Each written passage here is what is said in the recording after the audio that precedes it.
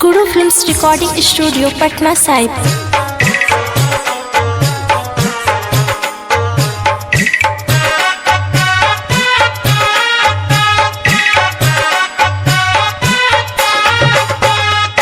चननी तार चलले पिंटुए भैया फुटी भरा धोती बीजे फुटी भरा धोती भीजे भिजता तभी जहते हूँ धोती मोरा चननी मोरा नहीं भीजे चननी मोरा नहीं भीजे छठ पूजे चलले अनिता भौजी कुसुम रंग के साड़ी भीजे कुसुम रंग के साड़ी भीजे भिजता तभी जहते हूँ साड़ी मोरा कोसी मोरा नहीं भीजे कोसी मोरा नहीं भीजे।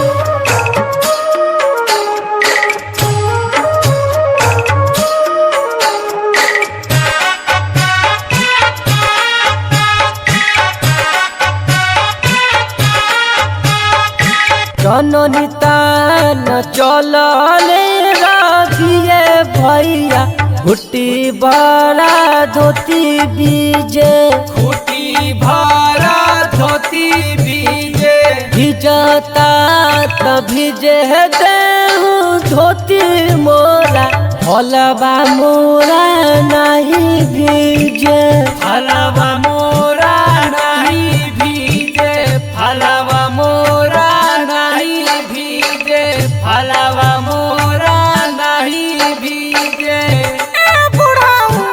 अरे उखिया हाई साइड में लेके चलो उखिया लाचर लाचर करता। हे बूढ़ी चुपचाप चलबू की ना छठी माई के नाम गलत रह।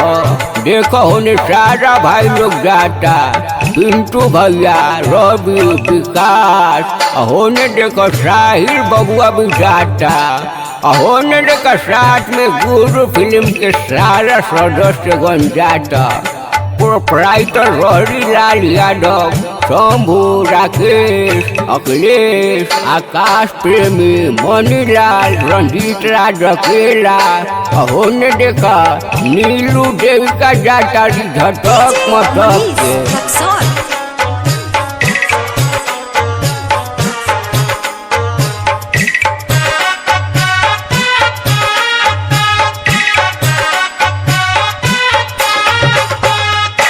चननी तान चलले आकाश बाबू फुटी भरा धोती बीजे फुटी भरा धोती भीजे भिजता तभी जहते हूँ धोती मोरा कोसी मोरा नहीं भीजे कोसी मोरा नहीं भीजे कोसी मोरा नहीं भीजे कोसी मोरा नहीं भीजे भिजता तभी जहते हूँ धोती मोरा चननी मोरा नहीं भीजे चननी मोरा नहीं भीजे चननी मोरा नहीं भीजे चननी मोरा नहीं भीजे। गुरु films recording studio Patna Sahib.